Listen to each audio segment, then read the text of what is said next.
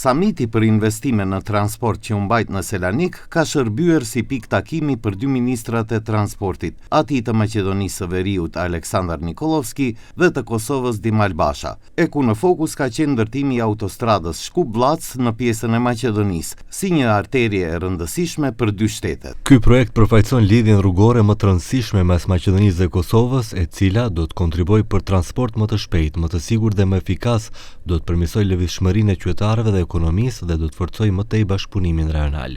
Bashkëbiseduesit u pajtuan se infrastruktura më e mirë e transportit do të mundësojë aktivitet më intenziv ekonomik, qarkullim më të lehtë të njerëzve dhe mallrave dhe do të krijojë mundësi të reja për investime dhe zhvillim të komunitetit të biznesit në të dyja vendet. Ministri i Infrastrukturës dhe Transportit të Kosovës Dimal Basha kumtoi se kanë folur edhe për rrugën Tetov-Prizren.